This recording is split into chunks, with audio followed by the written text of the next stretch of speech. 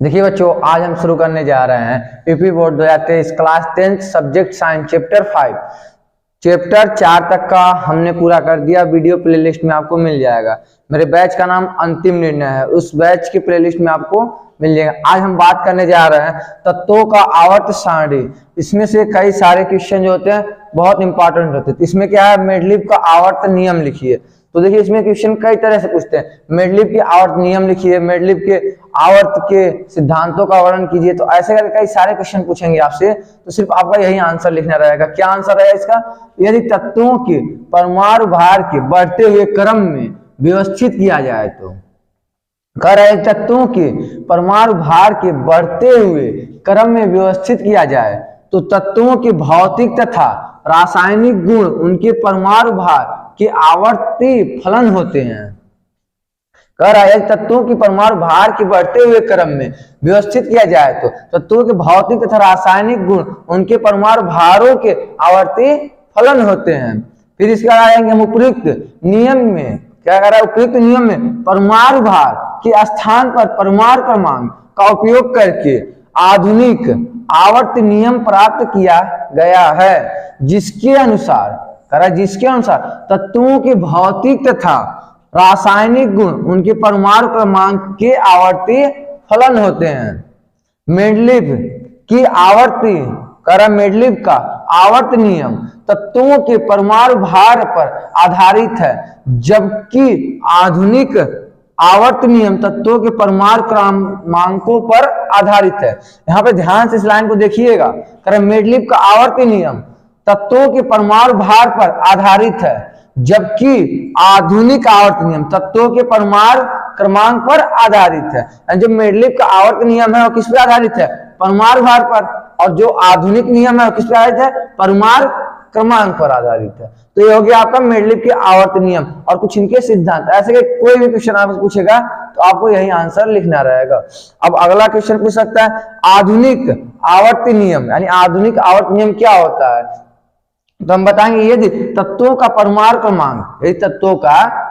क्रमांक बढ़ते हुए क्रम में रखा जाए, किस क्रम में? बढ़ते हुए क्रम में रखा जाए, तो उस तत्वों के भौतिक तथा रासायनिक गुण उनके परमाणु क्रमांक के आवर्ती फलन होते हैं। क्या कर रहा है? भौतिक तथा रासायनिक गुणों के उनके परमाणु क्रमांक के आवर्ती फलन होते हैं। एक बार और देख लीजिए, यदि तत्वों को परमाणु क्रमांक के बढ़ते हुए क्रम में रखा जाए तो तत्वों के भौतिक तथा रासायनिक गुण उनके परमाणु क्रमांक के आवर्ती फलन होते हैं। अब यहां देखिए तीसरा क्वेश्चन जो कह रहा है दीर्घाकार आवर्त सारणी की विशेषता बताइए, या पूछ सकते हैं दीर्घ आवर्त सारणी क्या होता है। तो समथिंग ऐसे ही सारे कुछ आपको लिखने रहेंगे, सेम चीज यही रहेंगे। कुछ ऐसे दीर्घाकार किसी चीज के बारे में पूछेगा तो आपको यही सब लिख देना है। और इसमें क्या देखिए 4 टॉपिक हमने चर्चा किया, फर्स्ट, सेकेंड, थर्ड और फोर्थ। तो इसमें हम बात कर सकते हैं इस आवर्त सारणी में कर रहा है, इस आवर्त सारणी में 7 आवर्त, कितना? 7 आवर्त तथा 18 वर्ग हैं। कर रहा 7 आवर्त है और 18 वर्ग हैं। अब दूसरी में बात कर लेते हैं। तो इस आवर्त सारणी में इस आवर्त सारणी में धातु तथा अधातु तत्वों को अलग अलग रखा गया है। यानी आधुनिक दीर्घ आवर्त सारणी की बात किया जाए तो इस आवर्त सारणी में धातु तथा अधातु क्या किया गया? अलग अलग रखा गया है। अब तीसरी की बात करें तो ए तथा बी उपवर्गों को अलग अलग कर दिया गया है। यानी जो हमारा ए वर्ग का कॉलम होता है और बी वर्ग का कॉलम, उसको क्या किया गया है? अलग अलग करके रखा गया है। अब चौथे की बात कर ले, संक्रमण तत्वों को एस तथा पी ब्लॉक तत्वों के मध्य रखा गया। यानी जो संक्रमण तत्व है हमारे वो एस और पी ब्लॉक के मध्य रखा गया है। अब इसके बाद हम बात करेंगे एक चौथा क्वेश्चन पे। देखिए बच्चों, हम चौथे क्वेश्चन की बात कर ले रहे हैं मेडलिव की आवर्त सारणी के दोष। यानी जो मेडलिव सारणी के दोस्त हैं उनकी चीज को पूछ रहा है, या तो दोस्त या कमियां भी पूछ सकता है। यानी मेडलिव सारणी की कमियां क्या थी, तो हमको कमियां पूछे या दोस्त पूछे, कुछ भी पूछे, हमको जवाब में यही सब लिखना है। देख लीजिए क्या क्या।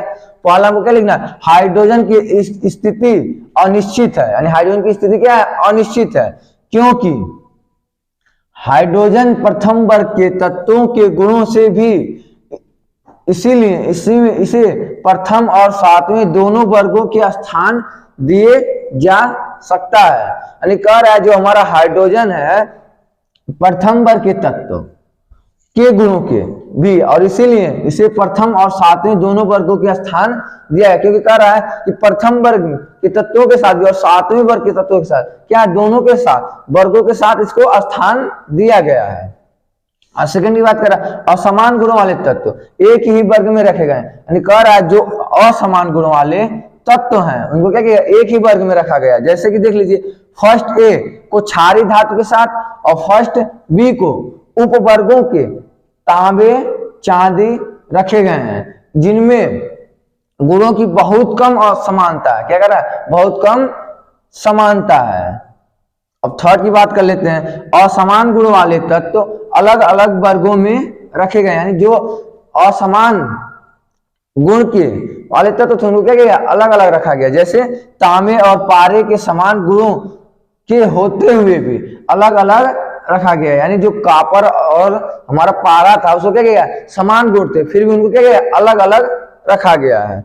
चौथा बात कर लेते हैं, दुर्लभ मृदा तत्वों को उपयुक्त स्थान नहीं मिला, यानी जो दुर्लभ मृदा तत्व दुर्लभ मृदा वाले तत्व है उनको क्या किया, उपयुक्त स्थान नहीं मिला है।